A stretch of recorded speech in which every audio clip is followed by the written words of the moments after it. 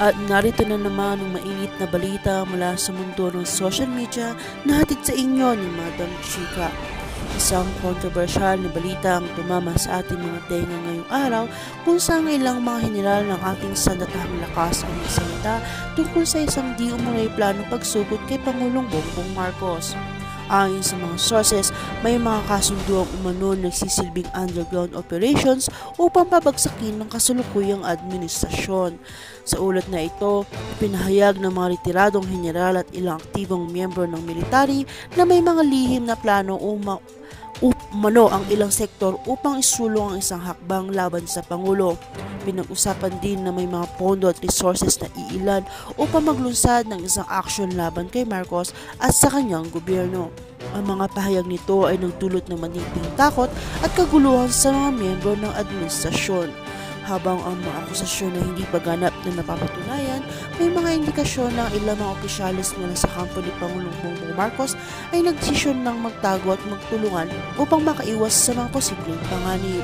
Ayon sa mga impormante, ilan sa mga ito ay umalis na patungong ibang bansa upang magtago at maghanda para sa mga posibleng pagbabago sa politika ng bansa.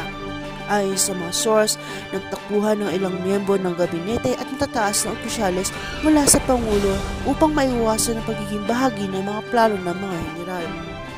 Isang hindi pinangalan ng opisyal na nagsabi ng ilang mga tao mula sa administrasyon ay nagdesisyon ng magtago sa ibang bansa upang maiwasan ang anumang uri ng reperkusyon na dulot ng balitang ito.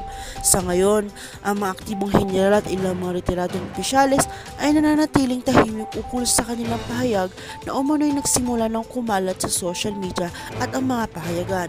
Gayunpaman, may ilang eksperto rin nagsasabing ito ay isang taktika lamang upang magbigay takot sa administrasyon ni Marcos at magdulot ng kalituhan sa pamahalaan.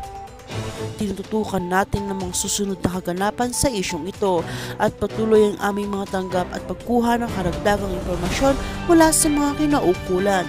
Patuloy namin ipapaabot sa inyo mga pinakahuling updates hinggil sa sitwasyong ito. Magbabalik kami agad sa mga susunod na oras para sa karagdagang detalye.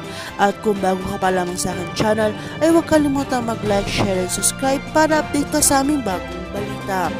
At salamat nga po pala sa mga patuloy na nanonood sa aking balita.